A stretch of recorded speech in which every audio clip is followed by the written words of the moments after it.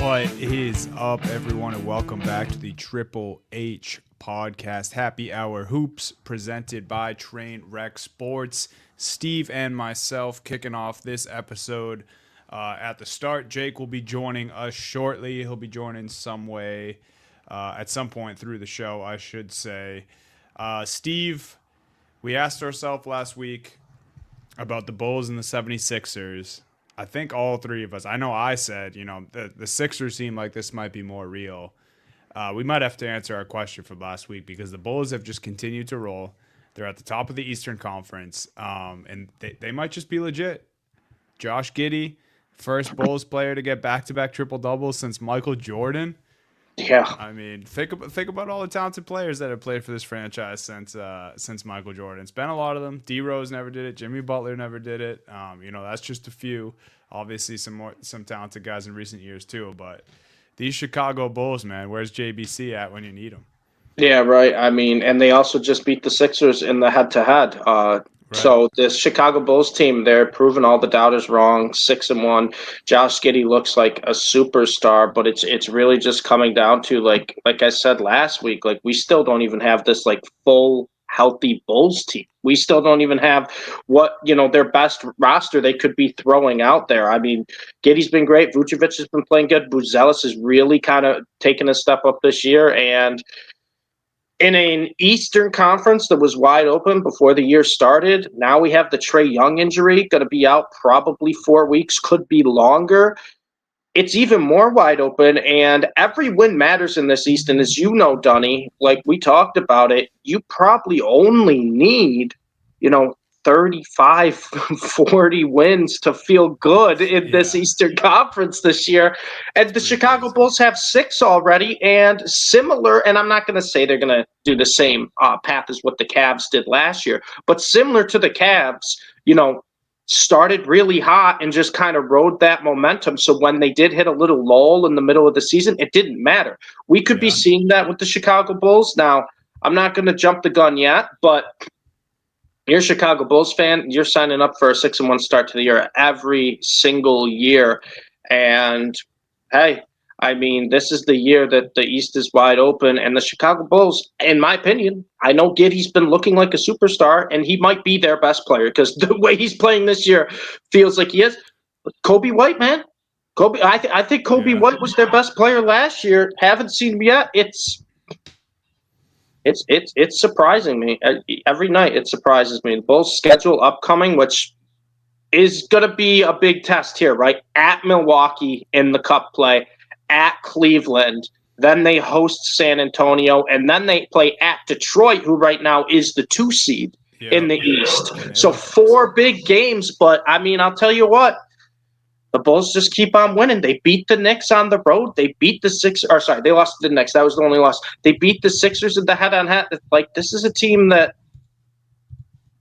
hey, we'll see. They beat the Knicks at home. They lost to the Knicks on the road. So they split it there. And I think we said, that they had to win 3 of their upcoming 7 games last week when we included the 2 games with the Knicks and the Sixers and the 4 I just mentioned. Well, they've already won 2.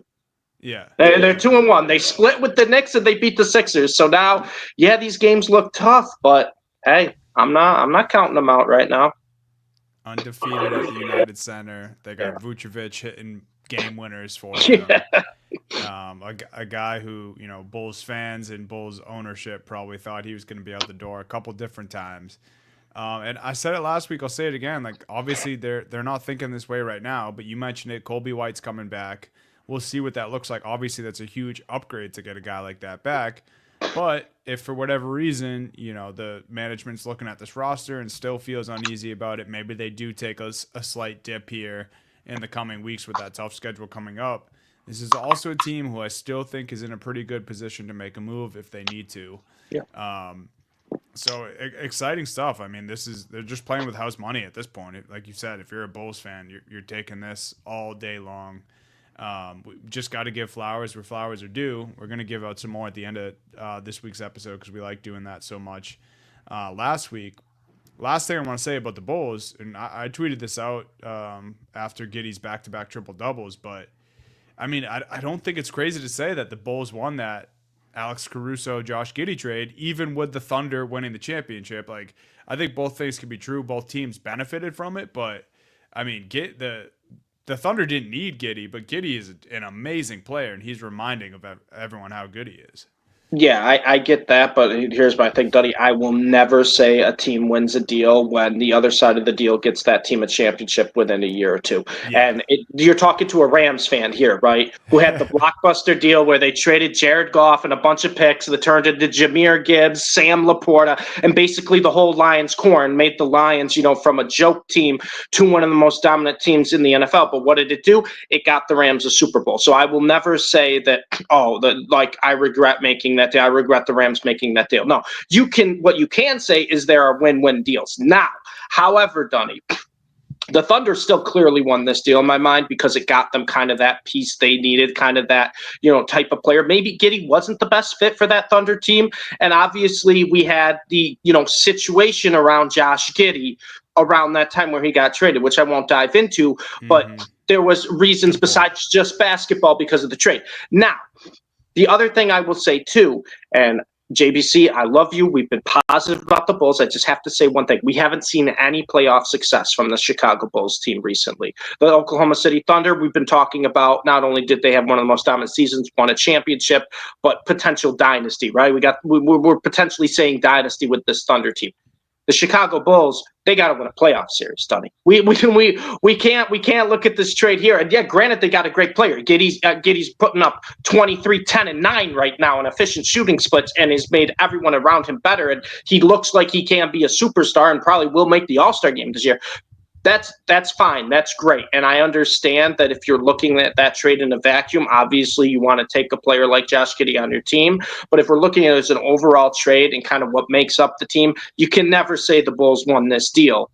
What you can say is if the Bulls, let's say, kind of get this core, Giddey, Buzelis, White, whoever else they kind of want to put around them, and maybe they have more playoff success, then you could call it a win-win, which is kind of similar to what we have with the Lions-Rams situation in the NFL, where Rams got the Super Bowl. They got the championship. They already got won their side of the deal. The Oklahoma City Thunder got the championship. They already won their side of the deal, right? The Thunder will never be like, we regret bringing in this guy that helped us win the title. So, yeah, maybe there's some people that are like, oh, man, Giddey's a really good player. And he is a better basketball player than Caruso.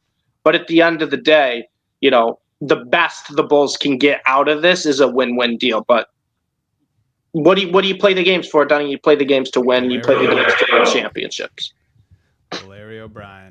No, it's a great point, and even better point about the situation that Giddey was in kind of around the time he got traded. Right. I will say it's got to feel good just for him, the player, to be at this point, because I do think there was a lot of people that weren't even close to it being a win-win. Like this, when this trade happened, it was like, what the hell are the Bulls doing? Yeah. So I was one of them. Hands up, I was one of them. Sure. A lot of people were. I mean, I wasn't thrilled for the Bulls. I was quietly still excited about the player Giddey, but as you mentioned, you didn't want to be too loud about that at the time. Right. Backing that guy, but I don't think I always envisioned this, but I did see the vision of him being a great player. I mean, he's got a little bit of everything to his game. Obviously, the outside shot still needs some work, but he's been shooting better as of late.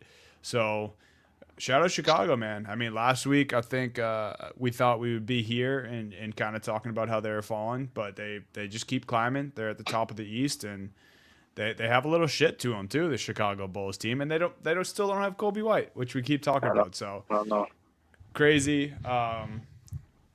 Let's talk crazy, Steve. You got an old man rant for us.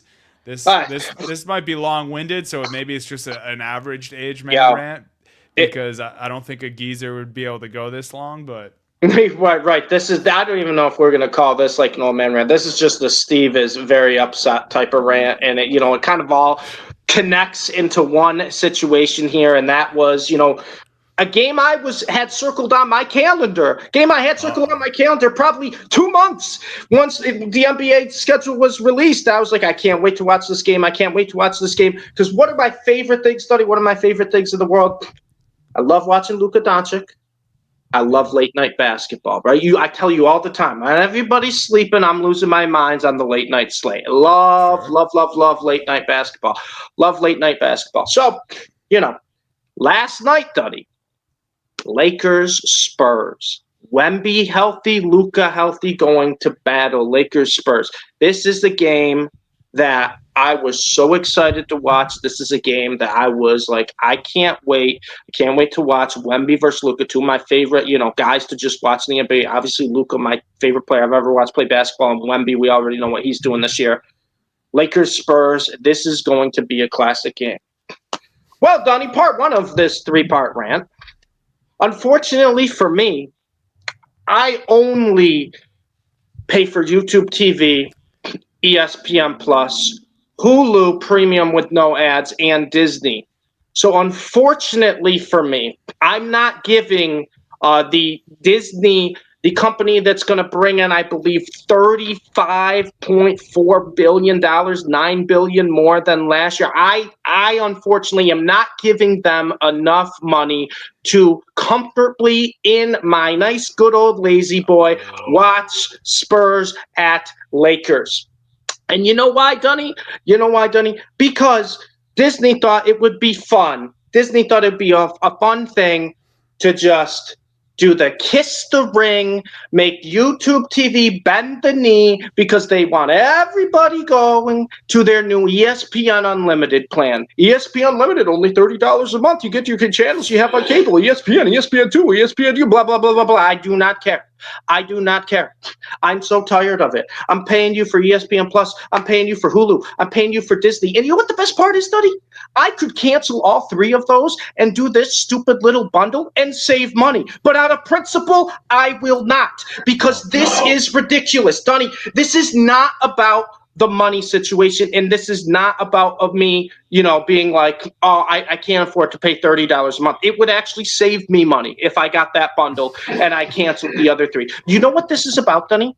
This is about me being a degenerate sports fan and wanting all my sports in one place. Because, believe it or not, Dunny, I like other sports besides the NBA. I would have loved to watch a little college football last night, a little college basketball last night. Maybe we'll throw in the Lakers Spurs game, or maybe another game there. And you know what? Maybe we've got something else. Maybe there's like a replay of a game. Maybe I put something else in the fourth corner of the quad box. Who cares? Maybe some hockey. Who cares? Because it's my choice. And YouTube TV had the customizable quad box that I could watch all the sports I wanted in one place. And I have two screens. I could do eight screens at one time. And I'm loving life. I could watch everything. Now I got to go to this just absolute piece of crap app. And we're jumping from one app to another, to another, to another. And I'm missing 5 minutes of game action when I switch between them. I'm missing another 5 minutes of game action with these unskippable ads when I'm paying for premium on ESPN. Give me a break. And I'm also missing 5 minutes when I'm like, oh, cool, this is awesome. I'm watching this game on ESPN. Oh, let me see how the game is on Peacock. Switch app. Oh, I got to check the college football game on CBS Sports. Switch app. I'm tired of it. I'm sick and tired of it. Because you know what, Dunny? You know what the best part about this is? All these different apps I'm going to, they're all still getting funneled to the same company. Yep. So if the same company's getting all the money, then why can't I just have them in one place? What are we talking about? So, Spurs Lakers that I had circled on the calendar, that I wanted to watch, that I was so excited to watch, especially the way Luka's been playing, and I'll get to that in a second. Wemby too. I could not watch that game in high quality on my 65-inch TV. And yeah, I do have a 65-inch TV. And guess what? I got another 60-inch TV right next to it. I couldn't watch it on either. Because every time I tried to, get from this stream, it would buffer, it would crash, and out of principle, Disney, out of principle, ESPN, I'm not canceling my 3 and saving a couple bucks a month to buy your little stupid package. I am not doing it because you know what? What happens when I do that? You're gonna see everyone come over and grab your package. You're not gonna improve the interface of your app. Which, by the way, if you've tried to use the ESPN streaming service, absolute garbage. By the way, you're also about 2 to 3 minutes behind. This is a day and age where I'm getting 50 updates on my phone before it even happens in the game. Turn those updates off, Steve. Okay, I'm getting them in the group chats. What do you want me to do? What would you like me to do? I would like to watch live sports.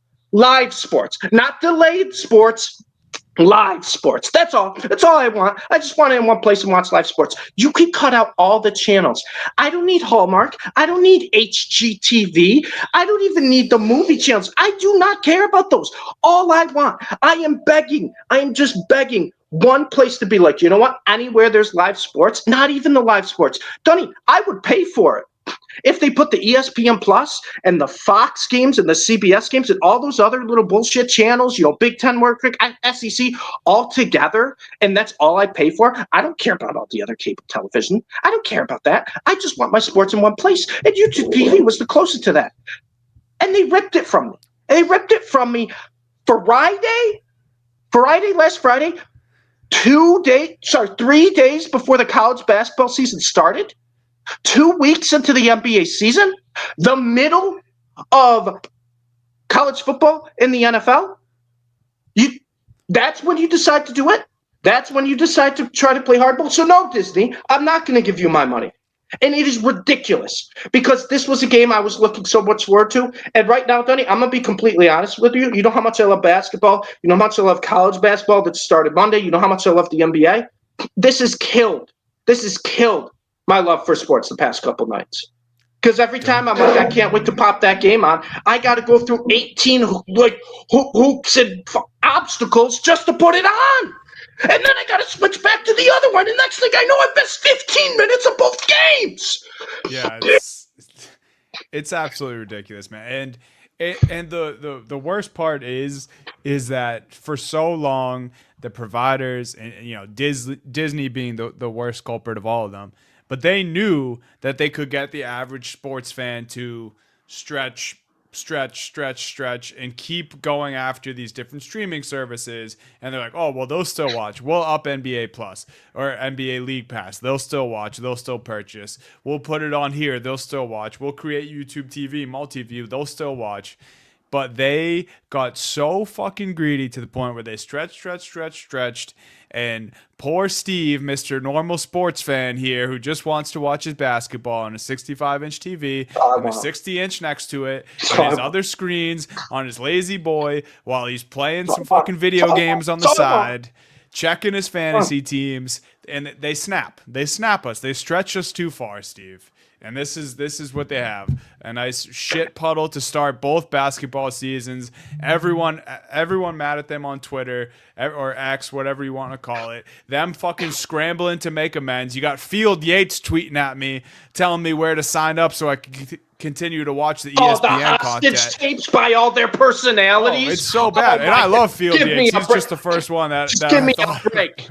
I mean, but that's the thing. Give me a break with those hostage tapes. Go to keep my networks. No, this is just your greed trying to get YouTube to pay because Disney doesn't own it, and you don't want Google to make it, consumer friendly because everyone likes YouTube TV more than ESPN. Why do you think that is? Why do you think? Do you think, Dunny, we would put up this big of a fight if ESPN was even a fraction as good, the streaming service, as YouTube TV? Absolutely not. Absolutely not. So it's absolutely ridiculous. And it's crazy how tone deaf they can be. My favorite one, Dunny, though, I don't know if you saw. So I didn't even watch Monday Night Football. I didn't even act like Monday Night Football existed. Cowboys, Cardinals, I wouldn't care. If it was any other weekend, I could just pop it on the quad box. Yeah, it'd be on the quad box. It'd be one of those corners. I didn't even care. I didn't even care, but I couldn't get it, so I didn't even care. ESPN PR had the audacity to come out here and tweet and be like, second highest rated Monday night week 9 game since 2011. First of all, that's a Tim Kirchin Reach baseball stat. Yeah, secondly, it was the lowest rated Monday night football game this year. Thirdly, by the way, this is only the second year that they did the simulcast on ABC and ESPN for Monday Night Football. So obviously you're going to get more when you're on ABC versus when you're not on ABC. Yeah. Fourthly, it was much lower than Week 9 last year. And fifthly, you got community noted. ESPN PR. What are we doing? How tone deaf could you possibly be? It's not hard. Just give people their sports back. I'm sorry, Dunny. I want to watch live sports. I don't want to watch 10-minute delay sports on 5 different apps. I don't want to watch bootleg sports on my laptop that buffer, and next thing I know, I'm 15 minutes behind. I want to watch live sports. And YouTube TV catered to the customer where they said, you know what, Steve? We know that you love basketball, but we know you like college football a little bit too. And hey, maybe you got Brad Marchand to score a goal and the Panthers game happens to be on. Maybe you pop that on there. And you know what? Hey, MLB playoffs were on. I got to put the World Series. I got to put the MLB playoffs in a quad box with my basketball, with my college football. It was beautiful. And ESPN said no. And the worst part is ESPN's like, oh, you want to watch a quad box? Here's the 4 games we're picking. Good luck. But no, that's not what I picked. I'm sorry, ESPN. I get it. It's a Saturday, and and I'm watching, your SEC college football. But I also would like to throw an NBA game in one corner. And guess what? There's not many people. There might be 2 other people in the world that says, what do we put in that bottom right-hand corner, that 4th corner of the quad box? Maybe Mississippi Valley State's got a game in the SWAC, and I got them plus 43 and a half. Maybe I want to see that because I'm so mad. I'm so mad, and they stripped that from me, and I'm so sick and tired of it. It has ruined watching sports for me lately. It has ruined sports betting for me. It has ruined everything for me, and I'm so frustrated because I could cancel. And get their little bundle. I could save a couple bucks a month if I did. I'd actually save, I think, $3,000-$5,000 a month because I don't even know what I'm paying for at this point. ESPN's probably charging me 3 times as much. I don't care though. Yeah, so we just want to watch our basketball, and ESPN's like, how about a D3 volleyball game? We can have that live for you, but everything else is either going to be you can't watch it or it's going to be delayed, or you're going to have to give us more money just to get it. And by the time you go through the whole process, the game will probably be halfway over. It's really incredible, man. It's sad. I mean, the fact that we knew this was coming, right? We spent a whole episode over the summer about how we didn't know how to feel about this, and I hate that. I'm going to give some credit here. It has nothing to do with the services themselves, just ESPN. Inside the NBA, they didn't change a thing, really. They let them do their thing. They did. ESPN, inside the NBA on ESPN. Couldn't watch, but they let them do their thing. Right. I have to tell you about it for you to understand, but they have done a good job with that. I just remember that being a part of the episode where we broke all this down. But we said this was going to happen. Everyone fucking with a brain who used to be able to watch sports easily and now is dealing with this bullshit. Everyone saw this coming. Where I feel for you, Steve, and I also feel pretty good at the same time. I never really fell into the YouTube TV. I was never really a part of it. Me and my roommates, we kind of agreed to get the sports cable package. So we have all like the highest sports cable package you can get, and then throughout like ourselves and our families, we kind of have all the other streaming services. So we're kind of covered. And then League Pass, I just forget to stop the renewal, and not that I would want to. And then I'm like, oh, poor me, I got or NBA League Pass again. So I lasted 2 days on League Pass. We talked about that last week. Luckily I didn't. I canceled the renewal. I kind of got it for free, but it is what it is. Was that you a couple years ago where they charged you like 3 different times for League Pass? Yeah, so they charged me. Yeah, back. Yeah, exactly. Yeah, that was a fun one too. I'm so tired of these streaming services too. They try to sneak those auto pays in there. I shouldn't have brought that one back up. No, please don't, because three. I still got 2 more rants to go. But yeah, right, get us going towards the Lakers. Yeah, let's get to the game. Let's get to the game that so many people missed out on. Let's get to another Luka masterclass. 35 points, 9 rebounds, 13 assists. He has the Lakers sitting at 7-2, and I don't want to say it's just him because Austin Reeves has been absolutely phenomenal this year. Luka's averaging 40 points, 11 rebounds, and 9 assists on the year. He's shooting 50% from the floor, 30% from 3. His three's a little inefficient, and 79% free throw. But 40 points. 40 points, 11 rebounds, 9 assists. He has over 200 points in his first 5 games. The only other person to do that in NBA history is Wilt Chamberlain, who did it twice. The only one who even came close was Michael Jordan. Decent company to be in. The Lakers are 7-2. Lakers are 7-2. They're looking great. They're not even at full strength. Guess who's actually looks like a decent center? DeAndre Ayton. I wonder why that is. Now, you may be saying, why are you bringing this up? Why are you bringing up the Lakers? Everyone talks about the Lakers. Why do you care about the Lakers? You only care about Luka. I care about the Lakers because the Lakers look like they can be in a win-now mode and they can win a championship. And that was the exact reason that Luka was traded off this stupid team by Nico Harrison. And I will say, there had been a lot less chatter with the Nico Harrison, a little less chatter basically saying, you know what, they got kind of bailed out with the number 1 pick, Cooper Flagg. People were looking at the roster, this Mavs roster, this could be pretty good, this could be great. Well, Nico, what place are you in the West? You are in dead last. You lost to the Zionless Pelicans last night. And I get it. You didn't have your guy. Anthony Davis was hurt because he's always hurt. And you traded a generational superstar at age 25 the year after he took your team to the finals and led the entire NBA playoffs, not just his team, the playoffs in points, rebounds, assists, steals, and three-pointers. Mate, you traded him in the middle of the night, broke his heart. You traded him to the Lakers, and then you called him fat on the way out. And and then we're not even going to talk about Quentin Grimes for Caleb Martin because that one is even worse. But the fact of the matter is, we didn't give him enough slack. How are you still employed? How do you still have a job? Better yet, how do you see the sun come up every day? You should be underground in a windowless jail cell, lying on a concrete floor, and the only thing you get to eat is a Nutriloaf every now and then. That is what your day-to-day should be for Nico Harrison. There should be nothing else given to this man. This man is a crook. This man is a criminal. This man is a scumbag. This man is the most narcissistic asshole I've ever seen, and he takes away a generational talent that all he wanted to do was give Dallas a championship. All he wanted to do, he loved playing basketball. That's all he cared about. That was beloved by teammates, beloved by the city. And you know what you're going to do? And I can say this because I'm a Rams fan and they moved from St. Louis to Los Angeles. You are giving those entitled fans in Los Angeles a chance to win a championship with this generational talent that you had.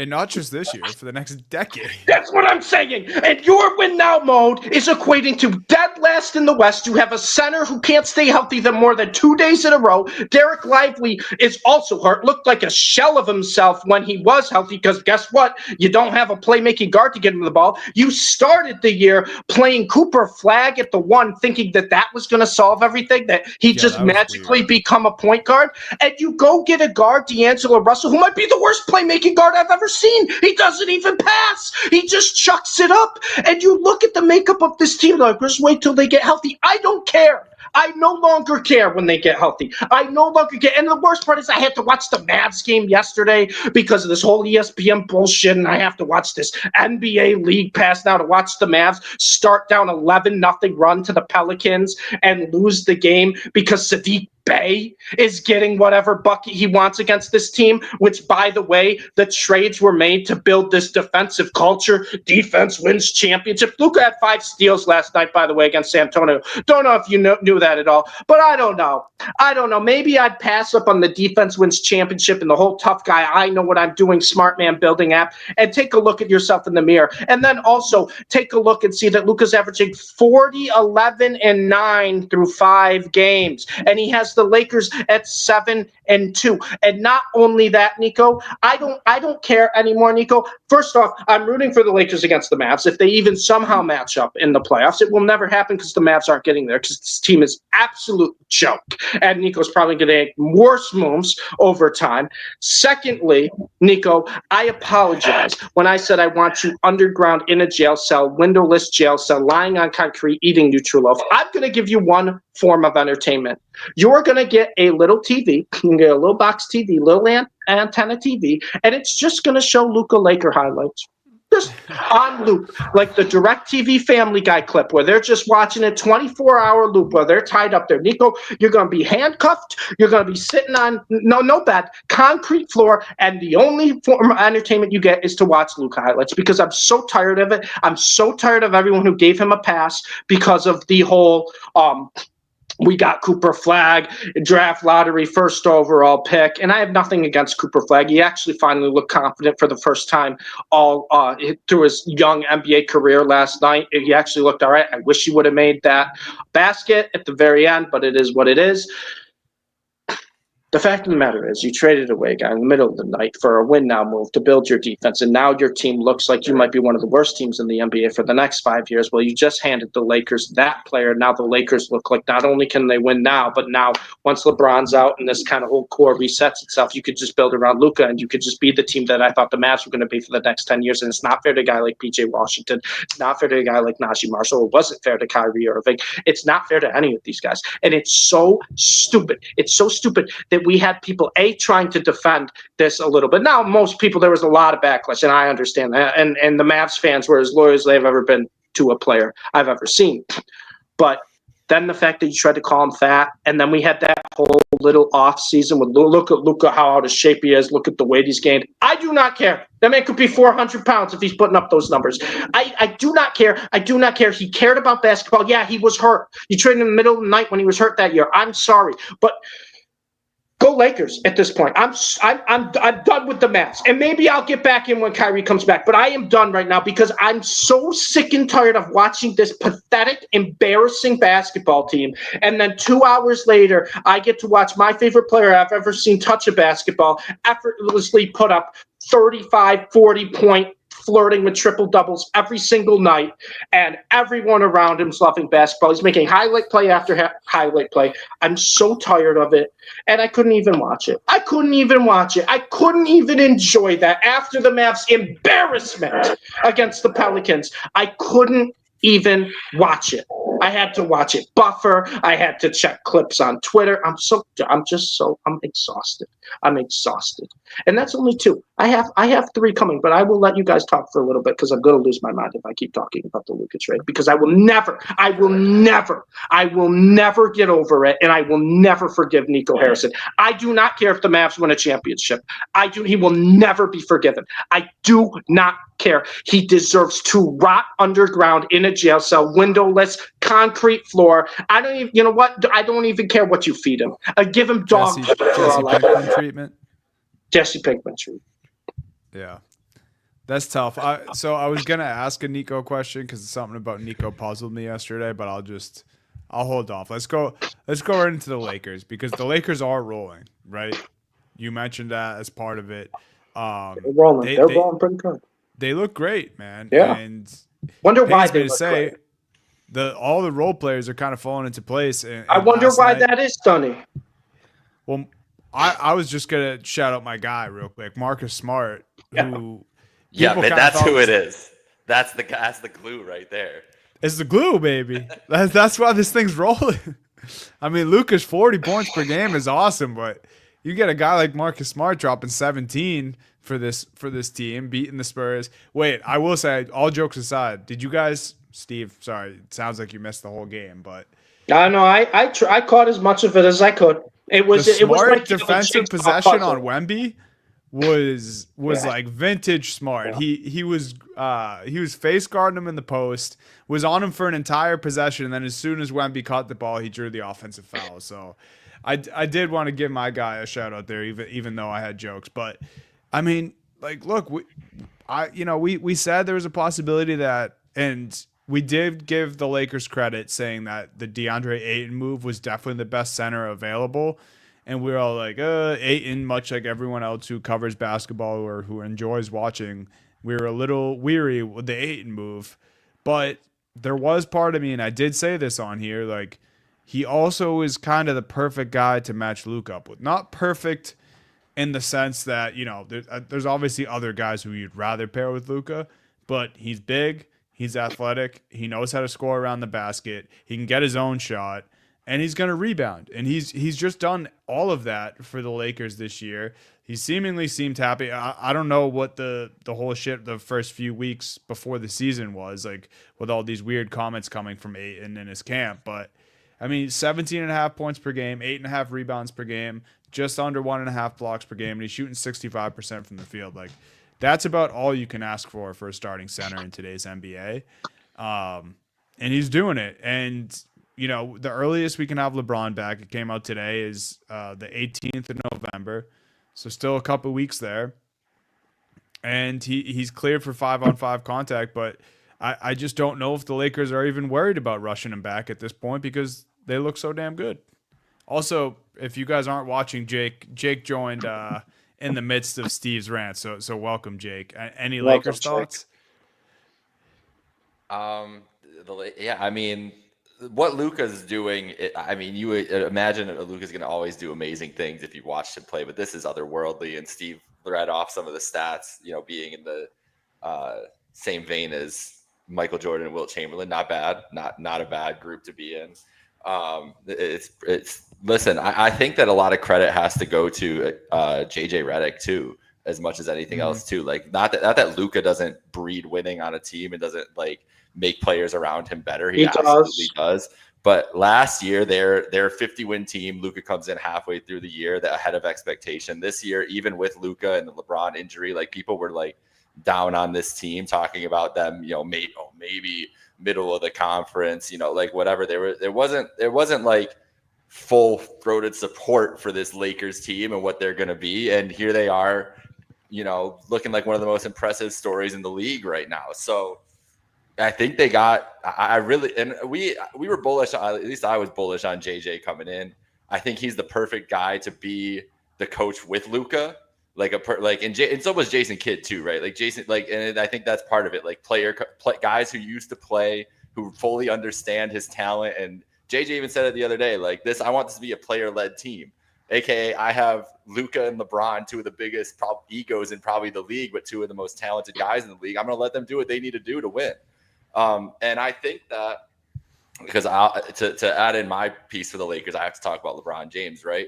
That someone made a great point earlier on Twitter is that LeBron's been trying to give away his team and take the back seat for like 8 years. Like he wanted Kyrie to take that team over, and then Kyrie wanted out and got his trade to Boston. And when they got AD into Los Angeles, LeBron was always happy to cede everything to AD and try to promote him as the star. So I think when he comes back, he's not stupid. He thinks he's great, but he knows he's not going to be putting up 40, 10, and 10s every night. And it's going to be, what can I do to help Luka? And it just feels like such a great, like the chemistry is good. They have pieces. Like the Ayton thing is crazy, but Ayton seems motivated because he's playing with a guy like Luka who gets him and gets his strengths. Yeah. And like he was miscast a lot in Phoenix too. Like they're asking him to do damn near, you know, just things that didn't fit his skill set. Then he leaves. It is just adrift a little bit, and he's finally playing in the role that he needs to be in. It's just a team that makes sense.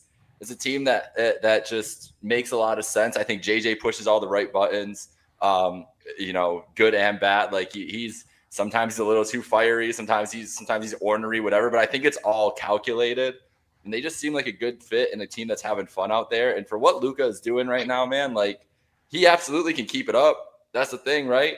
Like we've seen him keep this up. Like I don't know about 40 points a game for the whole year, but like the filling up the stat sheet and carrying on the way he is, he can absolutely do this. And on the nights that he can't, the nights he has to sit, and they get LeBron James back, and you'd rather have LeBron in spot duty doing that than carrying it at this point. Then you look at the rest of the West. I mean, it's like Denver and Oklahoma City's obviously like so loaded and everything else, but like the rest of these teams, why not the Lakers to be the 3 seed out of everybody else? Like it makes they look as good as anybody else in that conference right now, and it's because Luka has as good a case as anybody to be the MVP and the best player and hold that best player in the league title belt right now. I mean, if he plays enough games, obviously to be eligible for MVP, and the Lakers are a top 4 seed in the West, I don't see how they don't give it to him.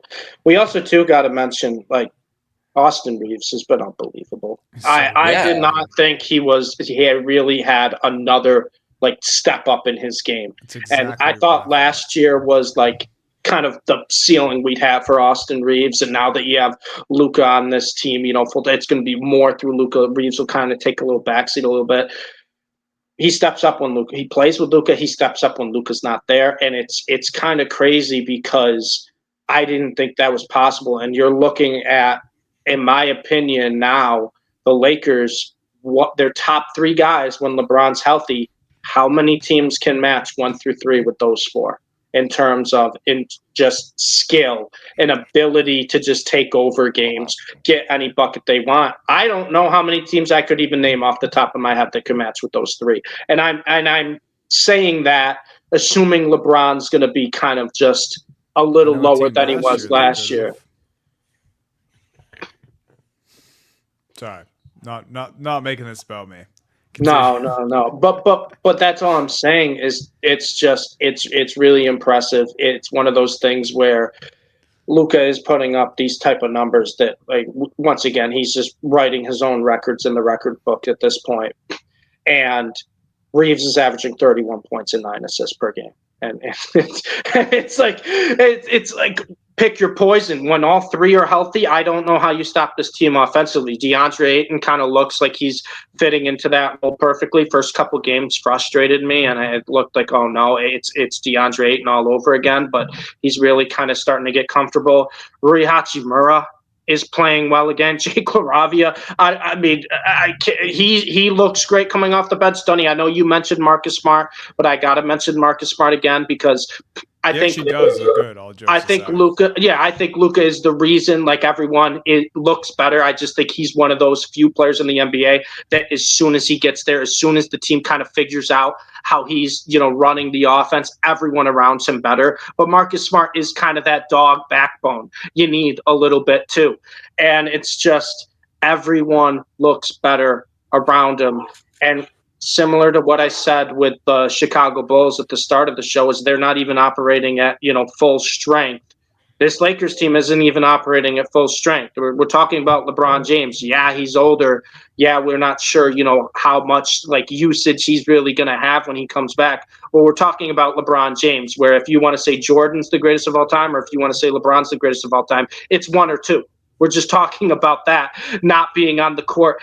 And it's just incredible to me to see what this team's doing, and it gets me so irrationally upset because I think the Mavs built the perfect team around Luka for this type of player, and you saw those types of players growing with him, and then next thing you know, they trade him in the middle of the night, call him fat on the way out. And I'm actually very happy for Luka that he's doing this because it's a giant middle finger. The Mavs are in last. The Lakers are one of the top contending teams in the West, and Luka is putting up video game numbers. But man, it's one of those things where I'm rooting for it because, like I said, he's my favorite player I've ever watched play basketball. And he really, was the reason I kind of just bought all the way in to the Mavs teams and the vision and everything around him. And now to see him do it, somewhere else, it's like, it hurts, right? Because I'm still, in love with watching him play basketball. I love the guy, but at the end of the day, you just look at the team he's doing it for, and it's just like it doesn't feel the same way, and it's tough. But at the end of the day, that's what happens. That's what happens. Sports are meant for heartbreak, and I got a whole mix of emotions going on with this Lakers team right now because there's, like I said, I feel like at this point right now, I'm more excited to watch Laker games than I am Mavs games. I don't think that's a crazy take, but no. It's one of those situations where, it's like you almost feel guilty. Where last night, and I'm not going to get mad. I'm going to save my third rant. I'm not getting mad right now. But last night, when I wanted to watch Lakers Spurs, that would have been the game on the big screen. Unfortunately, I had to waste it with the Mavs Pelicans. But in a utopia world where I could just watch all my sports in one place, quiet down a little bit. Where I could watch all my sports in one place, I would have given the Lakers game precedent over the Mavs game. Mavs game would have gone second TV, absolutely. Mavs game might have even gone in a quad box on the second TV. But unfortunately for me, can't quad box. Can't do that. Yeah, no, I got nothing else to say about the Lakers. I'm enjoying watching Luka do this. I'm enjoying it just being an absolute middle finger to Nico Harrison and the Mavs ownership every single night. That gives me a little bit of joy, but at the same time too, seeing that and then watching this absolute embarrassment of a product that the Dallas Mavericks are putting on display, and the fact that the trades were made for a win now mode. Give me a goddamn break, Nico Harrison. It's just 2-6. Yeah, it's just not good. It's just not good. And it's one of those It's things. early. It's early though. I know. Don't talk me off the ledge. I want to jump off the ledge. Don't talk me off the ledge when I want to jump off the ledge. On principle, I won't let you jump off the ledge. Coop is going to get.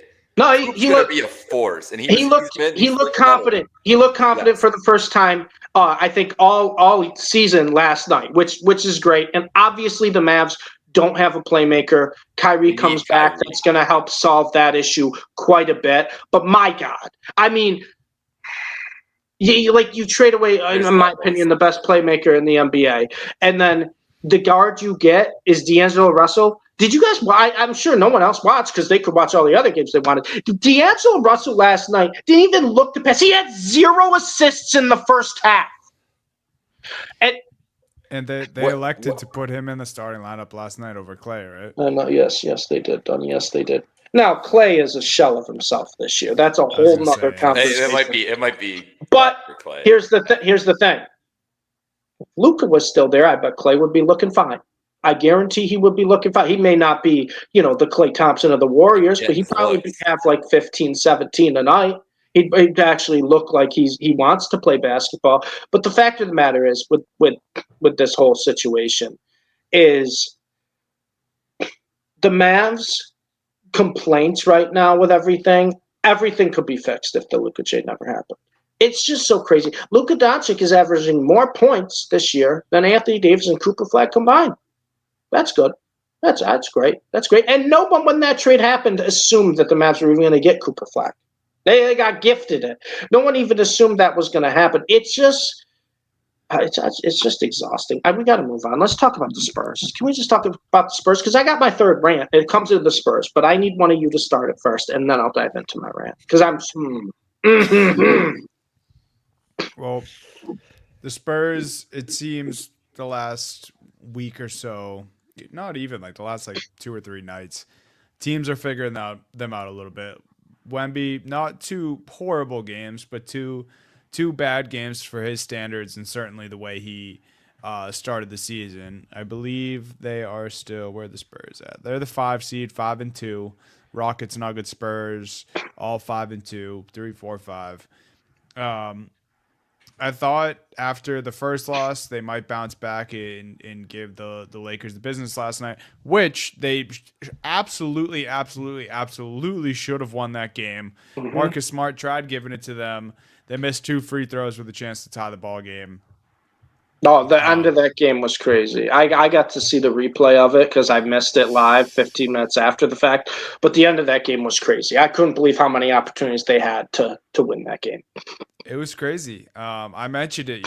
Smart did a good job on one of the defensive possessions on Wemby, but it seems like guys are jumping in front of Wemby in the post, help defense. Obviously, it's just an adjustment thing. Spurs need to adjust.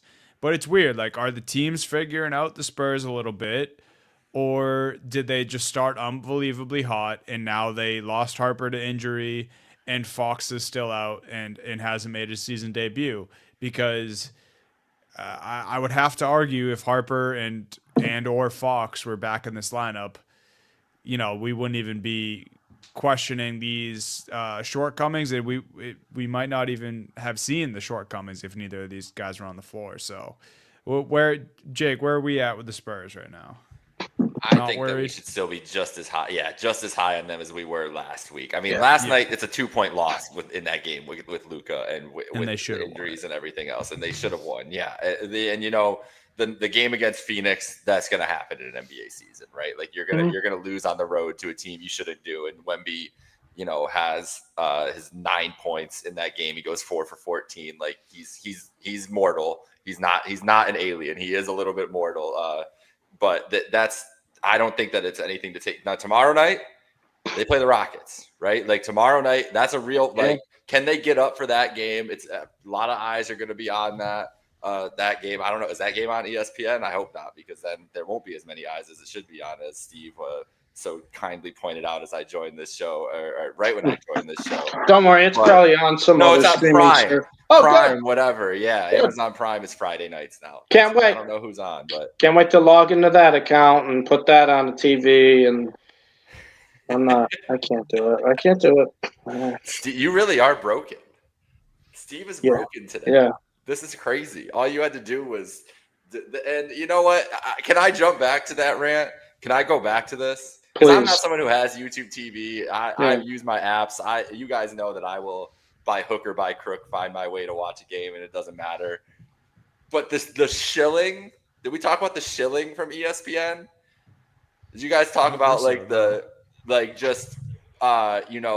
Scott Van Pelt putting out his of course the hostage tapes? Yes. We brought up the hostage tapes. Like and they send you to the website that is just like doesn't do anything. It's just like the ugliest looking website that's just like, hey guys, you already knew all this information. Here it is again. Like, sorry about it. Click here and give us your credit card information, and then you can watch some more games. And it's essentially what that was. Joke. It's like, hey, I'm a familiar face that you watch on all your favorite TV programs. Here's how you spend more money and then be able to watch us again. This app was the dumbest. I was so mad when they came out with this dumbass standalone app, and it is ruining.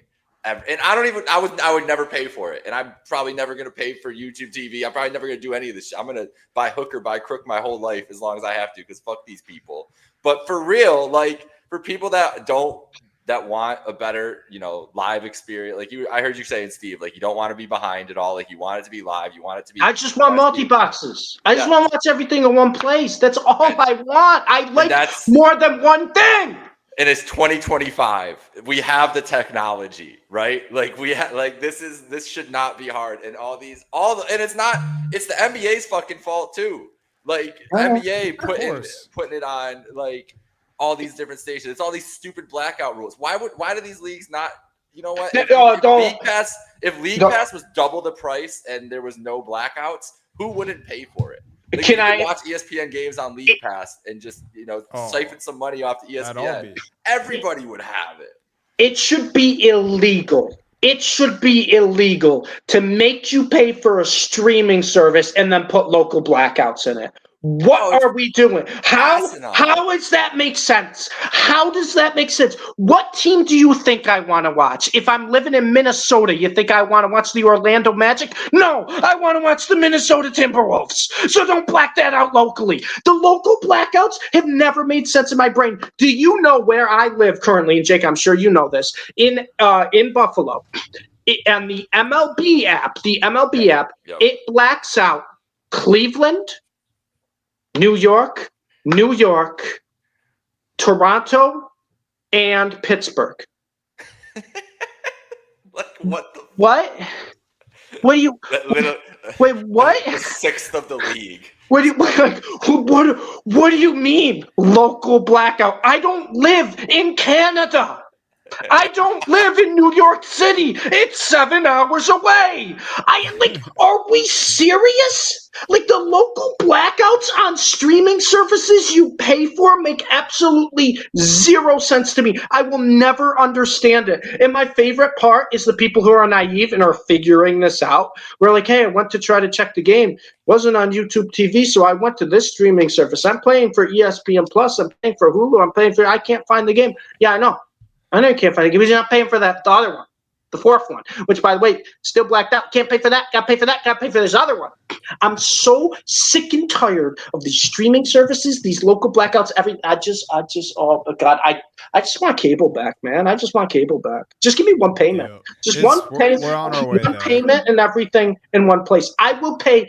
Listen to me, cable, because you're going to make a fortune here, because I guarantee people will agree with me. I will pay double what I'm paying now on my streaming services if you give me cable back and everything's in one place. All my channels are there and everything's in one place. If you give me It's gonna cable get to back. that, but it's just If gonna you be give Disney. me cable Who does back, and there's channels for, don't you ever say that again, Dunny. If there's channels for League That's the way Pass, we're heading. there's channels for ESPN, there's channels for ESPN Plus on cable, there's channels for Fox, CBS. You give me all that cable, I will pay you double what I'm paying now. You know what, cable? Even better. I'll shoot you an email right now. I'll send you an email of every streaming service I'm paying for. You could throw Netflix on there, cable. You could throw Hulu on there. You could throw HBO on those HBO channels. I remember back in the day, cable, those HBO movie channels. I movie remember channels that. were the shit. Johnny remembers that. I remember that back in the day. Cable, put it all in one place. I will pay you double. I will send you my bill. This is what I'm paying monthly to 40 different stupid streaming services. Here's the amount, cable. You find some way to mash that up, put it in one place, and no exception to the rule. Give me a quad box. Give me customizable quad boxes because YouTube TV is goated for that, and I will never go back. And give me that. I will pay you double. I will pay you double because it's not the fact that I don't want to pay money. It's not that. It's not that. I don't care. I explained this to Dunny earlier, Jake. I would save money if I switched to that ESPN bundle and canceled my other stuff. I would save money. It's the fact that I want everything in one place. I'm tired of jumping.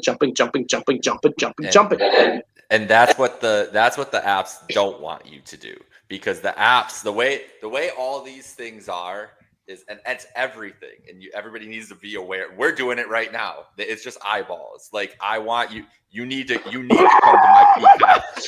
You need to come to my Peacock app to go watch this basketball game, because then maybe you're going to want to watch The Office for the 75th time, or you're going to want to watch the new season of Love Island, or whatever the fuck else. They just literally want your attention. I want to watch what I want to watch, man. Exactly. And that's what gets me. It's because how many fucking people going to watch, basketball on Peacock are also going to look like, don't know that The Office is already on there, or B, are just going to be like, oh, this B- Peacock original show that they showed me this ad for. Yeah, I'm going to lock into all 7 seasons of it that you guys were like, no one's fucking doing that. No one has the time. We just want to watch our games. What if watch sports, it's crazy? Man. It's the problem. It's like the NFL trying to take over Christmas Day and putting it on Netflix and not putting it on TV. Oh, don't start with that either. Exactly, so you can't flip back and forth or have it on a quad box. Because they don't want you to watch the NBA. Open the fucking app. Open the Netflix app. And it's bullshit. That's why pirating's never going to die. Because there are some soldiers out there, wherever you are in the world, people. I owe so much to you, because they are people like me that are like, you know what? Fuck all of you. I'm not giving you. And I do pay for a lot of these streaming apps too, honestly. But sometimes, out of principle, I'm just like, no, I'm not giving you the attention. I'm not giving you the click. I'm going to my trusty Steed, or Steed 2 or Steed 3 or Steed 4 or Steed 5, and I'm watching the games that way. I'm putting 2 up at the same time on both of them. You're not getting, the app's not touching it. And that's what these companies deserve. It's bullshit. So anyways, I just wanted to get back into that. I needed to I'm right there with you. You know what would be the greatest thing ever, and they'd never do this, but it'd be the greatest thing ever? Everything lived in one place, and everything was locked.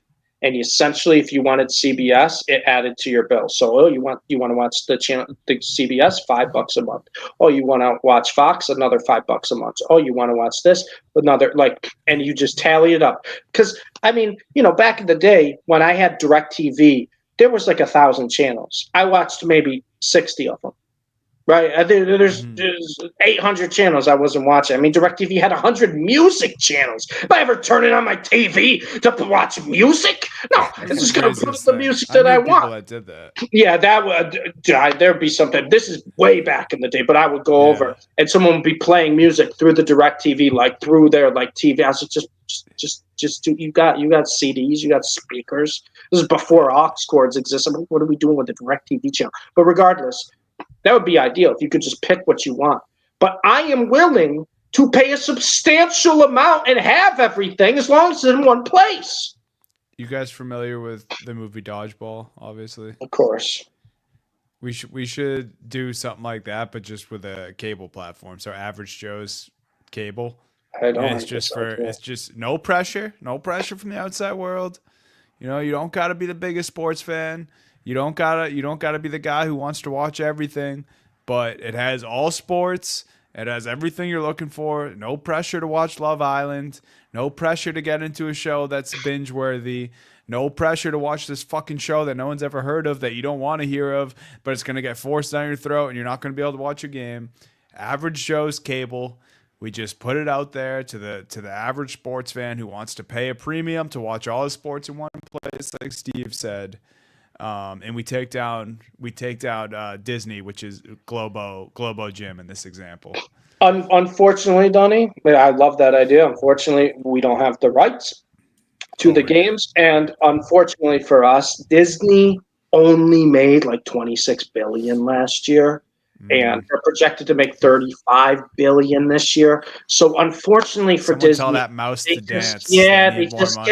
They just can't cut corners here. They can't shave pennies. Donnie, it's tough, man. When you're only making $26 billion, like that's tough. You gotta get to 35 the next year. Poor. Oh my God, dude! Could you imagine that? Oh my God, Disney. I feel bad for Disney. I genuinely feel bad. Only $35 billion you're projected for. Oh, you poor thing. They really are a disgusting company. They're the worst. They're putting out these fucking solitaire ads the last all of them. Like, they're just you saw the Stephen A. sound. Yes. I want to snap my headphones in half. Well, and especially because he's a fucking liar. He said he wasn't playing. He told us. They're all liars. They're all doing these. The only one I give credit for is Pat McAfee. Actually, on his show, said it wasn't right. Actually, brought up that the fact that they got to figure their shit out. I just, dude, I can't. Wait, so you guys know the story with this company, right? I can't do this anymore. Aren't they like under investigation already for like fraud or something for like rigging that? for rigging games that are it, supposed to be like that? That's the whole point, was to draw people in for fun competitive games, and it's all fucking rigged, and they're just allegedly. That's alleged. Not allegedly. It's absolutely rigged. And this is to everyone. If you are stupid enough to play like an online poker, online whatever, then you deserve to lose money. You deserve to. If you downloaded a solitaire online blackjack, you deserve to lose money. If you downloaded an online solitaire game because AI Stephen A. Smith told you to, then you got bigger problems, man. Yeah. So Spurs, they're probably just fine. Spurs are good. The Spurs are great. Just fine. They'll be fine. They'll be just good. They'll be fine. Can we do the blind resume, or can I just real quick on the Spurs? This will be no longer than a minute 30 rant here. But this is rant 3. I promise 3. I have to get 3 out here. Spurs look great, and I'll tell you what, guys. That generational first overall pick, Victor Wembanyama, that guy who has been already in like all-time greats talk, you know what he reminds me of? He reminds me of the most improved player in the NBA. What a bullshit award. Are we out here being serious that he is in contention to win most improved player of the year? It was about 5 days ago. It might have changed now. Don't quote me. It was for 5 days. MVP and most correct. Improved. Yeah. Are we? How stupid can we be? That might be the dumbest award I've ever seen in my entire life. Most improved player of the year, guys. When he was getting scouted and when he was drafted, he was talking about the best prospect we've ever seen since LeBron James. And we're going to say this guy's most improved. Hey, you know what? Newsflash, play the news music. Doo-doo-doo, doo-doo-doo. Oh, God, I hated that. Newsflash, players improve over time. When you come into the league at 19 years old and you have generational talent, you're going to get better as the years go on. Usually most of the high draft picks, usually most of the top picks, they have all the talent in the world, usually get a little better with in-game experience. They usually improve. Most improved player shouldn't be for a guy we all expected to be an all-star and generational talent. It should be for guys who have been no-names, who have jumped their points by about 10 points a game, rebounds by about 5 rebounds a game. Guys who you look and you go, oh my God, this guy's first 4 or 5 years couldn't get on the court, was kind of a journeyman, and oh my God, next thing you know, he's making a real difference. He's impacting winning. Give me a break. Give me a break with this most improved player nonsense. I am so sick and tired of it. And this also goes into comeback player of the year. You can't give comeback player of the year in the NFL to someone who's just bad the year before. That's not comeback. That's not comeback. That's most improved. You can't give it to someone like that. I just just like what are we Most improved player is like the dumbest award. Maybe I'm not a has big to fan be. of awards in general. Like you guys know this. Like I've told you, I went on this rant a lot about sports awards and the Grammys and the Oscars and all. It all drives me insane. Most improved, bro. Like what are we even? What are we doing? Like, why? That's like one of the most embarrassing. Like, unless you are like a Wemby, like you're a superstar. That's one of the most embarrassing things you could ever do. It's like you were trash last year, and now you're decent. Here's your shiny toy. It's like, no, why does it even exist? Like, who decided this was like what? I need to look up the history of the most improved award. Like, I don't understand why this thing ever even came to be. Like, did the players just need like a pat on the back or something? Like, what are we even doing here? When did it start? 1985? Like, what the fuck did they need to make this for in 1985, bro? Like, what are they doing? I don't even hate the award that much. It's just the way they go about it. Like we're saying, it's like obviously you wouldn't give it to a guy like Wemby. I forget who won it last year, but it was the same thing. This isn't even a joke. Like, genuinely, was it Cade? Wasn't it Cade who won it? Yeah, over Kobe White, who should have won it. Another Cade? number 1 overall pick. I can't do it anymore. This, I swear to God, this is not a joke. Like Bronny should be more eligible for the most improved player. 100% agree. Yes. He'll never win it because he's absolute trash, but 100% agree. Well, you know who actually should win it? The guy we started the show with, Steve, Josh Giddey. Right now, Josh Giddey would be my most improved player. To be fair with Josh Giddey, though, he was playing very, very good when he first came into the league. Then he kind of, everything happened, fell off, and then he has improved. But to be fair to Josh Giddey, he was playing very well. In my opinion, I would give this award to someone that no one really knows their name. Maybe the first 4 or 5 years they struggled to get on the court. And then it's like, oh my gosh, we got a late bloomer at age 29. Or, oh my gosh, we got a guy who's actually getting minutes. Like a perfect example would be like last year was like a guy like Quentin Grimes. Quentin Grimes was doing nothing. And then he came to, the Mavs. They're like, oh my gosh, this guy's an actual bucket. Like a guy like, I'm trying to think obviously like Austin Reeves was a great example a couple of years ago. On his tires like Josh Minot. Not a rookie, is he? Yeah, Josh Minot. Yeah, Josh Minot. He'd be a great something like that. Like a guy who literally was doing nothing and then became a contributor. All right, quick trivia, guys.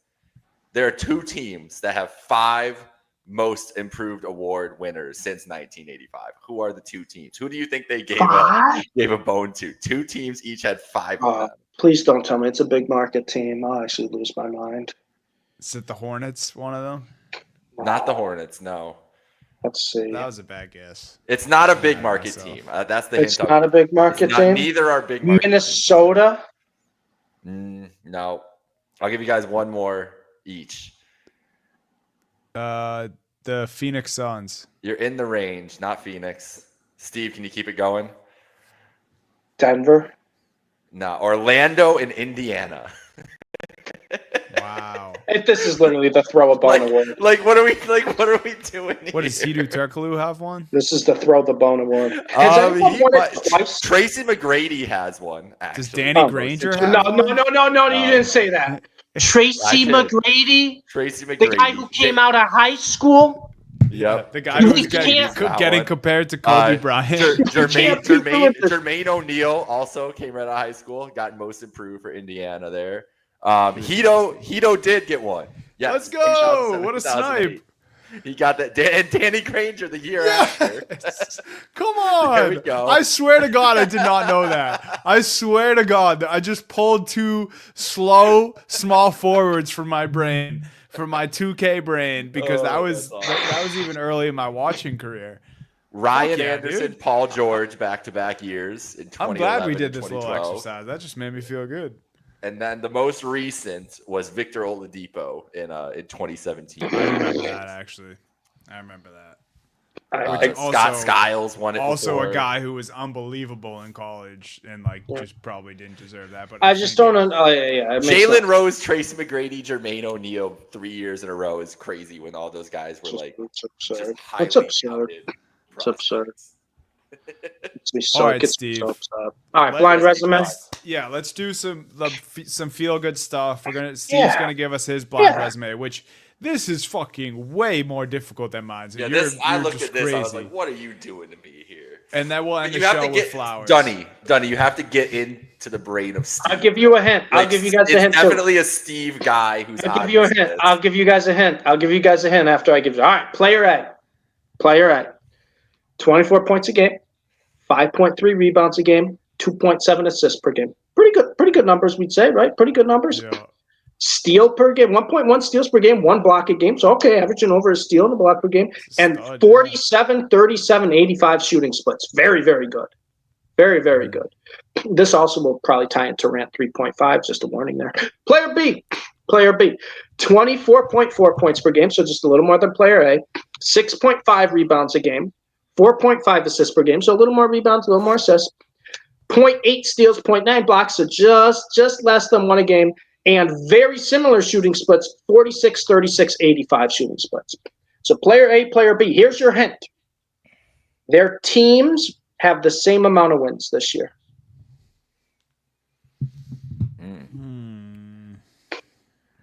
I'll give you one more hint because I'm a nice guy. They play in the same conference. All right. Well, then, see, I was thinking that one might be Josh Giddey, but there's not a lot of options with how many games. There's only like a couple teams there, so I don't know if that's one. I got a guess for one of the guys. Go right ahead. All right, go for it. I want to hone in on one of the players and guess, but I'm just gonna guess. If I say is one of the players this guy, you'll tell me yes or no. Mm-hmm. Is Denny Otvia one of these guys? Yes, he is. Yes, you got the brain of Steve. There you go. Yes, he is. Now let me try to hone in. Is it player A? It's player B. Whoa! It's player B. Denny Otvia averaging 24.4, 6.5, 4.5 assists. His shooting splits, though, and the reason I did blind resume here, his shooting splits 46, 36, 85. The reason I put those in is because he started last night 0 for 13 shooting, I believe, or 0 for 11 shooting, and they ended up beating the Oklahoma City Thunder. He made 5 of his last 6. No one will talk to you about that. Everyone will clip, just as 0 for 13. This guy, free throw merchant, he had 13 free throws. Well, if you watch more than one game a year, people, or if you stop box score watching, you'd see his shooting splits on the year of 46, 36, 85, which are almost identical. I think it's just 1 percentage lower in field goal percentage and 3-point percentage than player A, which is 47, 37, 85. Who would player A be? Efficient. If you're thinking efficient shooting splits, averaging almost 25 a game, Denny Otvia shooting efficient like this guy? I'm mad because I guess player A for Denny not because I thought his assists were lower. I should have looked closer at that because he does like to stuff the stat sheet. I did think his defensive numbers which they aren't bad. I mean, a scoring forward who's averaging just under a block and a steal. But I went that way for Denny because I thought he was above 1 on each. But okay, let me do some context clues here. So it's another team in the West with 5 wins. Ooh. I have a guess, but it's Jake's turn. I have a guess. I mean, I'm trying to get in the brain of Steve of how he would do this. I think I got it. I think Donnie and mine might just be locked in. I think I have it too because I think I know the team. You said it's in the West. It's a guy. It's got to be a guy who's like a big name, but not doing as much. So here's a guy. Is it? Oh, hold on. My phone's ringing. My computer's going crazy. Is it Kevin Durant? It is Kevin Durant. Let's go. Nice. Any Otvia putting almost identical numbers. I would argue better numbers than Kevin Durant this year. But the reason I put it in for blind resume, almost identical shooting splits. And the Portland Trailblazers, 5 wins in the playoff picture right now. Obviously, long season to go. Portland Trailblazers look like a different team. But this is a guy I have been pounding the pavement on, Denny. You guys know how long I've been hyping up Denny Otvia. He got me the win in our fantasy basketball championship last year. I know Jake remembers that. He got to face Denny Otvia being the leading scorer in the playoff fantasy playoffs last year. But Denny Otvia, I've been saying all the time, this guy's very good. This guy's very good. This guy's very good. This guy's very good. Everyone was hating on Denny Otvia last night. because all the Oklahoma City Thunder fans were butthurt. They lost their game, and they were like, this guy's a free throw merchant. Everyone makes fun of Shea for shooting free throws. Crazy. This guy's a free throw merchant. First off, watch more than one game. I've been watching Denny Avdia since he was on the Wizards. This guy can ball. And the fact that he's putting up 24.4, 6.5, 4.5 on Kevin Durant-like shooting splits, we got to give this guy credit. I feel like I have to mention his name every week because you guys can correct me if I'm wrong. I don't think I hear Denny Avdia's name anywhere. I don't even think half the talking heads know how to pronounce Denny Avdia's name. And the fact of the matter is, this guy's putting up all-star numbers. He probably could have won Most Improved Player of the Year last year. He probably should win it this year. And the fact of the matter is, just not a peep about him. And I don't understand why it is. The European takeover in basketball in the NBA is real because these guys just come in and within 2-3 years they're just looking like they could do whatever they want on the court. But I got so upset last night. Avdia upset another game I was able, to watch because shout out ESPN, shout out Disney, drove me to League Pass, not watching your crap, drove me to League Pass, got to watch Thunder Blazers. They beat the Thunder. This guy puts up, I think it was 26, 10 and 9, almost had a triple-double, and we have people complaining about his shooting splits. Well, he's been an efficient shooter all season long. Yeah. I was kind of amazed. You know what's funny about this, too? I didn't even want to include Kevin Durant. I wanted to include Kawhi Leonard as the one with Denny Avdia, but Denny Avdia's stats were blowing him out of the water. So I was like, I gotta go. Kevin Durant's shooting splits are almost identical to Denny Avdia's, and everyone wants to talk about, making your team better in these household names, and Durant was the perfect fit for the Rockets. Guys, Denny Avdia is becoming the best player on this Portland Trail. Which probably is already their best player, probably was their best player in the second half of last year. But after, the whole Chauncey Billups situation and everything with Portland looks like a good team. They look like they can beat anybody any given night. And Denny Avdia, it's been unbelievable. They got a coach focused on ball, not coaches. They're ready to roll. Right. But I had to put that out there because I was almost shocked I knew he was putting up box score type numbers. It was the shooting splits where I was like, oh my God. Like this guy's. That's what gave it away with Durant was it was so close to 50-49. Exactly. Exactly. There's got to be someone who does this. So I nailed Denny. I'm not going to take credit. I wasn't going to say KD, even though I let Jake go. I was going to guess Jimmy Butler. Okay, fair enough. I figured the scoring wasn't that high, but I knew he's trying to do the free throw thing with Steph, so I'm like, he's probably around 85 there. He's not a poor 3-point shooter, but that does seem a little high for Jimmy. I don't know why that was just the name that was in my head. Let me remind you guys about this Denny Avdia trade because it's worse than I thought. It's really bad. Denny Avdia was traded from the Washington Wizards to the Portland Trail Blazers during the 2024 offseason in exchange for veteran guard Malcolm Brogdon, who's now retired. Correct. The number 14 Maybe a gambler. Maybe a gambler. Maybe a gambler. Maybe a gambler. The number 14 pick who turned into Bub Carrington, so fine, but not nearly the player that Denny is. A 2029 first-round pick who, by 2029, the Blazers will probably be a damn playoff team, the way they're rolling right now.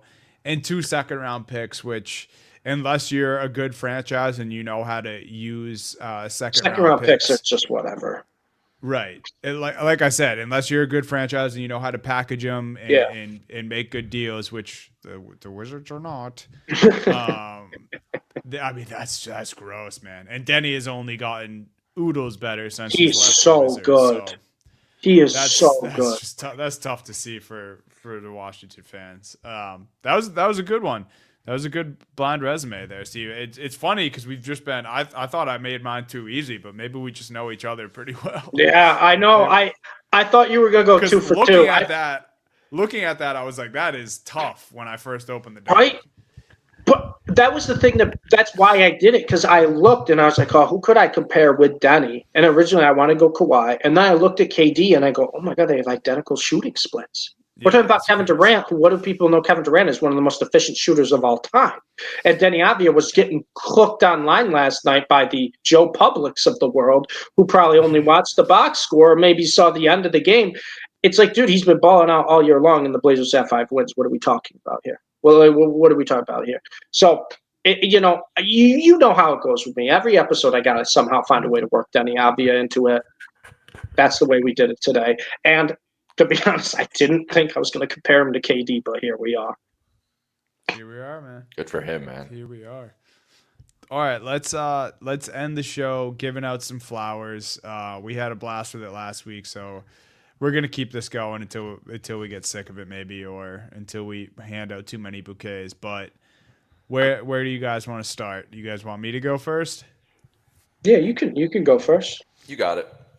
All right, so the guy that I am going to give flowers to is Jalen Duren of the Detroit Pistons. Talk about maybe overlooked, probably still super underrated. If you guys didn't know, Jalen Duren's still 21 years old. Wow. And he is an absolute monster of a center this year. Early season, but we gave the Bulls credit to start the show. The Detroit Pistons are right behind them at 6-2, 3-1 at home. Hard to play in Detroit. Jalen Duren is averaging 18 points per game, 11.5 rebounds per game, just under 2 assists per game, 1.5 blocks per game. He's shooting 62% from the field. We measured it with Ayton at that 63 number. That's exactly what you want your big man to be doing, especially if he's not a shooter. Yeah. 83% from the free throw line, so not a shooter, but gets it done at the free throw line, which is important. I wanted to give the shout out to Jalen Duren, which I just did. I have a take that comes with it, though. Let's hear it. And I texted you guys earlier. We said Mobley doesn't really count as a center. So if that's the case, if we're not counting Mobley as a center, right now there is only 4 centers in the NBA that I would take over Jalen Duren. Jokic. Wemby. I said Davis as a center. Okay. I said AD. Oh, you're calling AD center, not power forward. Bam. Yeah. Bam. No, I'm taking Duren. And Sengun. Sengun's the last one that I would take over. Sabonis. All right. I think about Bam, but I wouldn't. I'm taking Duren. I think about Bam. Towns. I'm taking Duren. Hell no. Wait, so no, I'm just naming them. So you guys, I should have mentioned this too. I have a maybe but no list here too, and on the maybe but no list is Cat, Embiid, Ayton, Bam, Porzingis, and Chet. I don't know if Chet counts. If we're not counting Mobley, Chet probably doesn't count. Chet's hard because I feel like Hartenstein's just their center now. Chet runs 4. And I'm taking Duren easily over Hartenstein. Yeah. Zubac, he hasn't been as good this year, but I'm taking Duren. I just think between the age, athleticism, defense, I can't get behind Bam. That's the one I think I'd have to. That's a tough one. See, I thought you guys were going to say that. I can bring up a multitude of clips of Duren cooking Bam. The drive, like Bam just hasn't taken a step in like 5 years, man. I think Bam is kind of just like Bam just doesn't have a drive. I was gonna say, I feel like he's kind of just given up. Like he's just like that's what he's I mean. Content with his career. He's dating or married or engaged to Asia Wilson. Like he's just like whatever. I'm chilling, bro. Life's good for me. And like that, not to say these guys aren't great players. Like the way he plays the game and the way he plays the center position, like that's how I want my center to play basketball.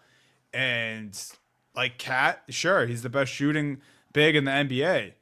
He fucking disappears some games, and in a game where you need your big to grab 5 rebounds, he can't even do that. Like you said you'd take Sengun over him, right? That was one of the ones you would. Yep. Okay. Sabonis is really the only one I didn't even think about earlier.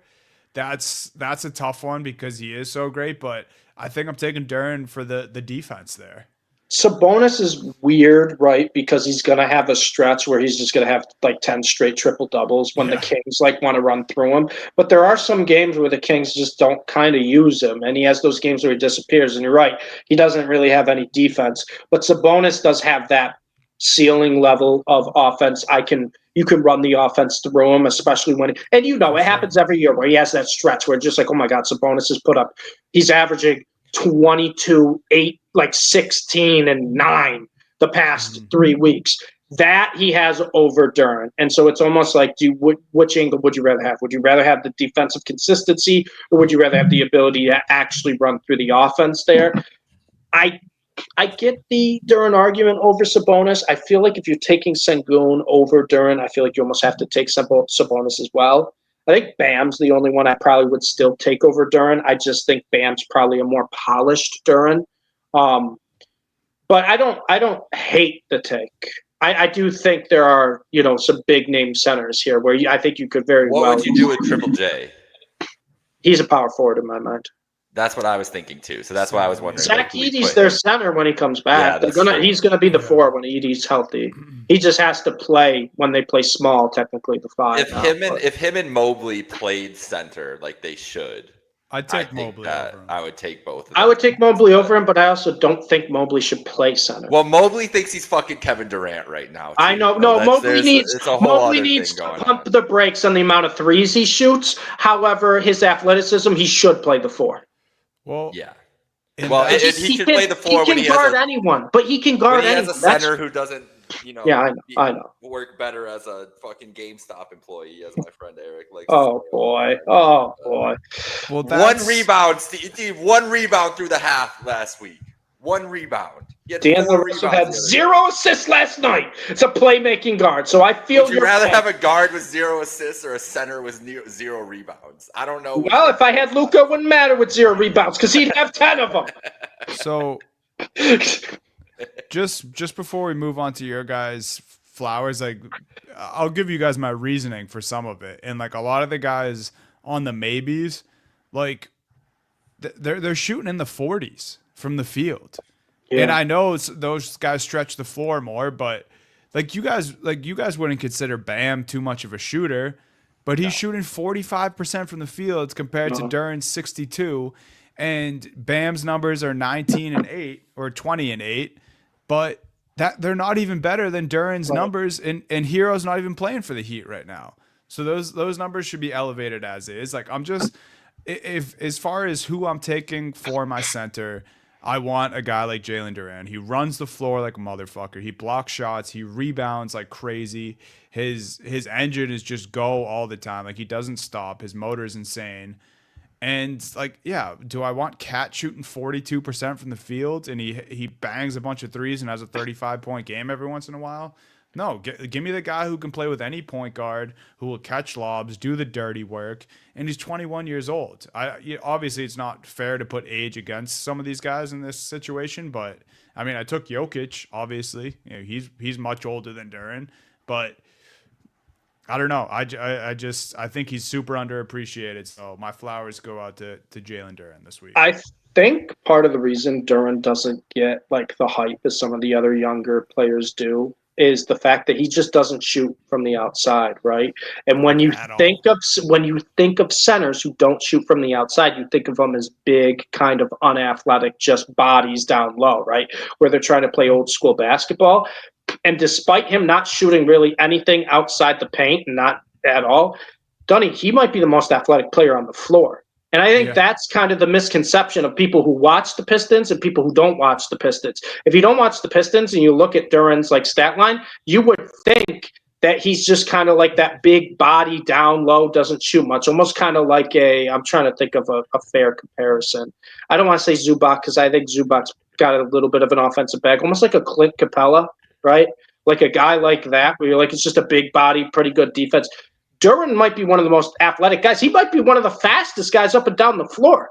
Yeah. Like that's the thing why I think the Bam comparison is fair because he reminds me of Bam, where Bam was that similar style. Now Bam shoots a lot more than he used to. But when he first came in, he wasn't shooting at all. And your misconception is, oh, he's just a big body center. He's not going to really do anything. No, that's not the case with Jalen Duren. Like, it doesn't matter. He's proving that, you don't have to be able to shoot from outside the paint to be effective in this league if you excel in other areas.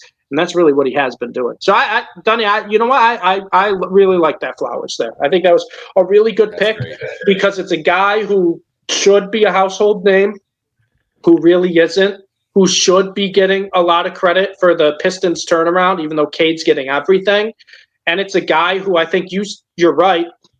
He's only going to go up. He's 21 years old. He's only going to get better. So, well done, man, Donnie. That's a very good one. That fits right into the category of the guys I love. The guys that are balling out and have been balling out, but no one cares. Yeah. Shout out, Dirk. All right, which one of you guys wants to hand out some flowers next? Go ahead, Steve. All right, I'm going to make mine quick because I've been ranting a lot this episode. But I'm picking a guy who's played the past 3 years and has only had 19 starts over the past 3 years. And this is a guy who kind of been forgotten. A guy who, if you told me was playing international or was in the G League before the season started, I would have agreed with you. But this is a guy who I think should get some of the credit for the Milwaukee Bucks season so far this year. And it's not Giannis, believe it or not. It is Ryan Rollins. Ryan Rollins, who kind of failed with the Warriors when they drafted him. That was on the Wizards. Didn't even know he was on the Wizards that year. Kind of forgot about it. So sad. Went to Milwaukee, was at the end of the bench. No one kind of really realized he'd make an impact. And I'm going to be honest, because I was high in the Bucks. Dunny, I know you were a little higher on the Bucks this year. We kind of all were like, this Bucks, around, core around Giannis feels like it's better than past years, and no one's really talking about it. And we name-dropped a lot of guys, and I don't think any of us, Jake, I think you're right there with us. I don't think any of us mentioned Ryan Rollins. I don't think any of us thought he would make an impact. Guys, this year, Ryan Rollins has averaging 16 points a game, 5.6 assists per game, 3.4 rebounds. He's averaging almost 2 steals a game. He's shooting a nice 51% from the floor, 39% from three, and 83% from the free throw line.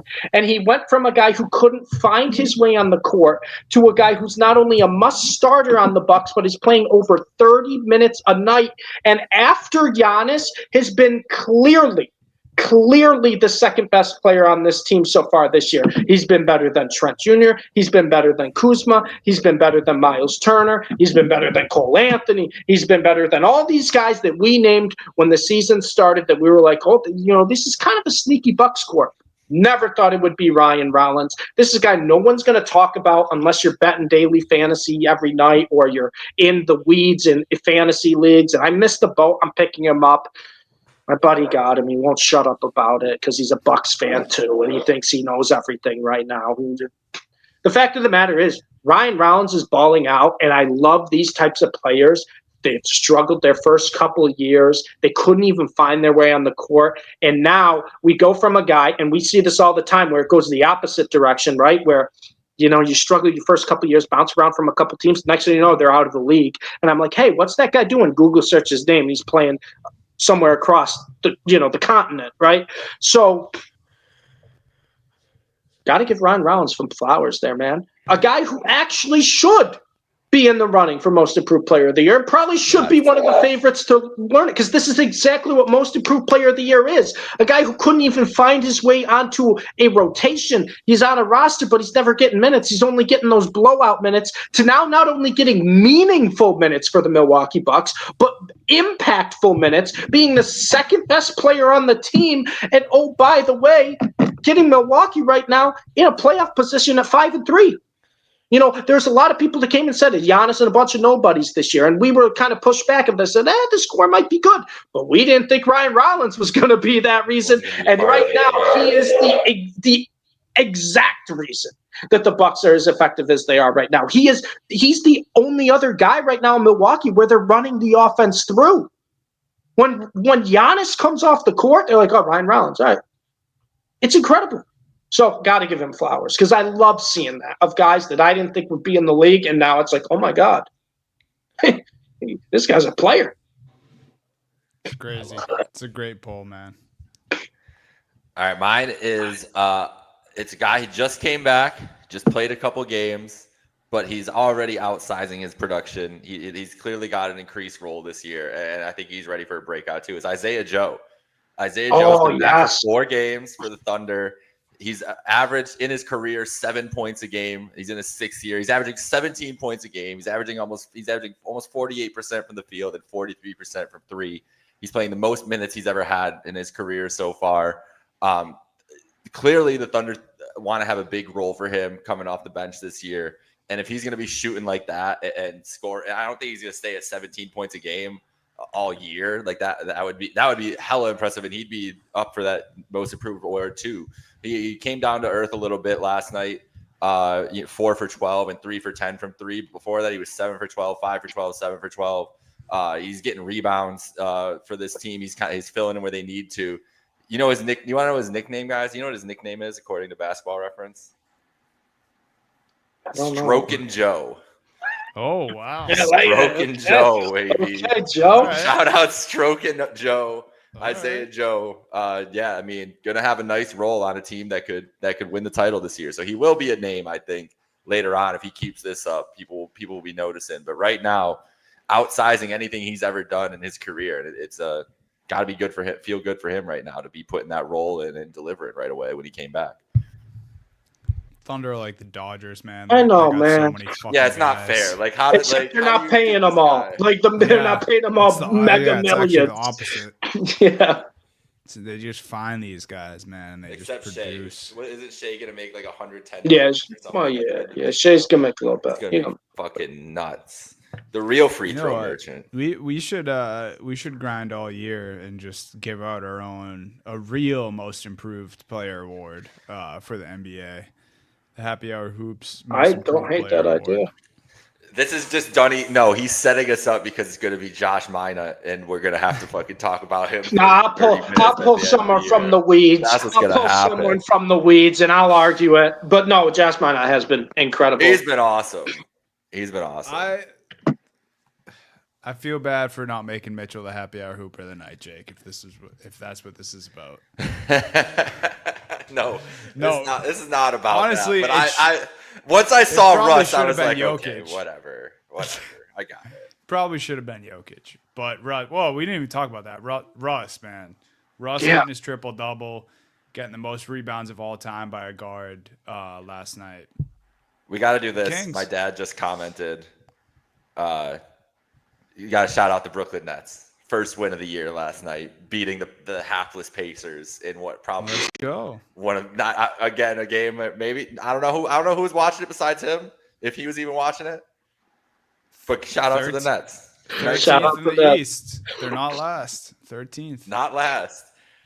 Not last. Yeah. Do we bring Shout back out the to the wheel Nets. next week?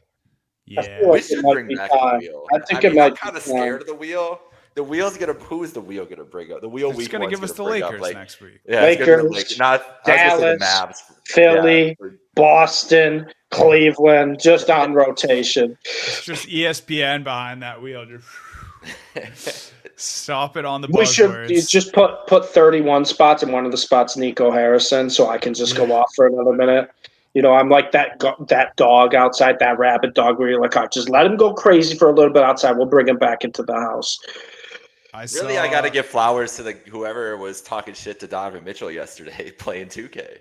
Yeah, Whoever that kid was that that decided he needed to hilarious chirp clip. Donovan Mitchell. Like, Don needed Didn't work. motivation to get up. Yeah, it didn't work. Didn't work. That kid did. Backfired on him. Garland's back too, Jake. So that's Yep. Garland's back. That's a Back big earlier plus. than expected, right? I thought he wasn't going to be like Thanksgiving time. I thought so too, but I think they realized they needed him. I think Mitchell has a 46-point game because Garland's out there running the offense and taking a lot of pressure off of Mitchell. And Don could just kind of, not that Don can't get 46 on a whim when he wants to. Right, yeah. Just makes everything go when you got that guy back on the floor. I mean, and Allen and Mobley played great last night too, with him out there. So we'll see. I mean, guys, I'm done. Jared, I've never despised a player on my own basketball team as much as I despise Jared Allen, but I got to give him credit. He had a good game last night. You want Dwight Powell? You could despise him. You want D'Angelo? I think Dwight Powell. I think Dwight Powell could get more rebounds. No! Don't ever. Jared Allen could. Stop it. I think Stop I it. was just about to say, man, I would kill to have Jared Allen on my Yeah, team. I would. Yes. And you'd hate him in a heartbeat too, Dunny. Trust me. When he played when you have a game against the Knicks and he has 2 rebounds, you'd be ready to send him into the sun. Can I do, Donnie? I don't want to turn this into Stevie Boston, but Neemias Queta, I apologize for hating on him. Don't say respect a little bit, but dude, he kind of a dog on defense, and he does what he needs to do, man. I don't want to. It's just Brad Stevens is just a genie, bro. He just the Eurobasket really helped Queta. Yeah, I think this summer playing for Portugal, he was like their guy. Yeah. I mean, Steve, last night 15 points, 12 rebounds, 5 assists, a block, and a steal. I know. 100% from the field. He didn't even miss. I know. Like I said, I don't want to turn this into a Stevie Boston and Duddy talking about it, but man, like the way you're. Well, we got no one behind him, so it doesn't matter. But that's the thing. The Boston Celtics are just that team that just gets the best out of these guys, like these role players. And I did not think Queta. Yeah, mine has been incredible, and I didn't think Queta would do anything. And I thought that. Do you remember what I said? I said the Achilles heel of Boston Celtics would be the fact that they just have no one who can defend in the front court, not even score. I don't care about scoring. He's pretty good on defense too, though, dude. Oh yeah, no, he's great. It's just everyone behind him is bad. Yeah, right. But Luka, can I interest you in 10 minutes of Luka Garza? No, thanks. No, he's a cone. I have to watch it. That man is a cone. I'll take Garza for Dwight Powell, though. You can have Dwight Powell. No, I'll hold on to Garza. Thanks. That's tough. That's tough for Dwight. Oh, thanks, man. We're take a rain check on that trade offer. Kick it up to Brad, see what he says. I'll call you back. No, you know what, Nico? You know what Nico would do? He'd probably trade you Lively for Luka Garza. He'd be like, "Oh, we need a scoring big man now. Win now. Offense wins championship." Shut up, Nico. I'd take Jalen Duren over Dwight Powell. Just throwing that out there. No, I would too. I would absolutely too. Also, real quick, I want to give a shout out. I don't know if he's still watching, but my one of my best friends, his son Calvin, is watching Happy Hour Hoops. They're starting him young, little guy Calvin, probably the most athletic little kid I've ever met. So shout out Calvin. We love you here, Happy Hour Hoops. I'll pull back the profanities a little bit for the coming weeks, but that's awesome, man. Thank you. I might have to edit the entire rant out. Well, he's not paying for cable yet anyway, so he can skip that part. Yeah, exactly. He's good. It's his dad paying all that. He don't matter. That's awesome, man. Yeah, well, we love everyone watching and listening. We appreciate it. That's gonna do it for us tonight. It's another episode of Happy Hour Hoops, presented by Trainwreck Sports. Follow us at Happy Hour Hoops 1 on all socials. Go follow Trainwreck Sports. Like and subscribe to the YouTube. And we will see you guys next week. Later, guys.